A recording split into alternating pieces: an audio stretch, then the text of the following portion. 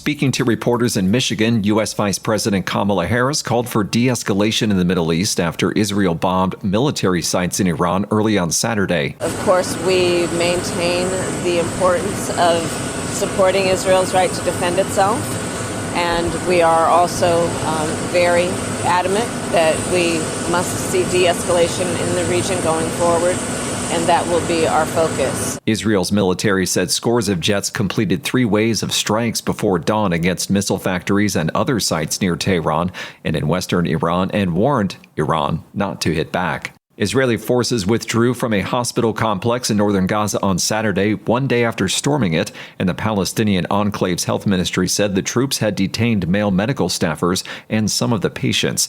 Reuters correspondent Rachel Graham reports. Health officials said on Friday Israeli forces had stormed Kamal Adwan Hospital, one of 3 medical facilities struggling to operate in the area. Medics said at least 44 of the hospital's 70-member team had been detained by the army. It later said the army had released 14 of them, including the hospital's director. An Israeli military spokesperson declined to comment on the hospital's report. Before the army raid, medics said at least 600 people had been in the hospital. Medics said at least 2 children had died inside the intensive care unit after Israeli fire hit the generators and oxygen station in the facility on Friday. 3 nurses were injured during the raid, and 3 ambulance vehicles were destroyed, the health ministry said. The Israeli military said it operated in the area of the hospital based on intelligence, quote, regarding the presence of terrorists and terrorist infrastructure there. That was Reuters correspondent Rachel Graham. This is VOA News. Commonwealth leaders ending a week-long summit in Samoa said on Saturday the time had come for a discussion on whether Britain should commit to reparations for its role in the transatlantic slave trade. Reuters correspondent Diane Tao reports. Though Britain has long rejected calls for financial compensation for nations affected by slavery. At a news conference, Commonwealth Secretary-General Patricia Scotland read out the statement, noting the issue's importance to the group's 56 members, who are mostly former British colonies. The time has come for a meaningful, truthful and respectful conversation towards forging a common future based on equity. The statement did not mention what form reparations should take. So we agreed a plan here in Samoa to boost investment across the Commonwealth. British Prime Minister Keir Starmer told a separate news conference that the summit's reparation discussions have not been about money. Reuters correspondent Diane Tao. The number of dead and missing in massive flooding and landslides in the Philippines has reached nearly 130, and the country's president says many areas remain isolated. Tropical storm Trami blew away from the northwestern Philippines on Friday, leaving at least 85 people dead and 41 others missing. The death toll was expected to rise as reports come in from previously isolated areas. Tens of thousands of demonstrators march across Italy calling for an end to war worldwide. AP correspondent Rika Ann Garcia reports. Julio Marcon, one of the organizers of the rally, shared the message they hope to convey to the world. The message from this square is that wars never resolve the problems. War brings more war. Weapons bring more weapons. We must choose the path of negotiation, of a ceasefire, and of diplomacy. We must follow the path of the United Nations. This is the message from this square. Peaceful rallies were held with the support of hundreds of associations committed to peace, disarmament, and human rights. The marches came in response to escalating violence in the Middle East and growing conflicts worldwide, and denounced the diminished role of the United Nations on the global scene.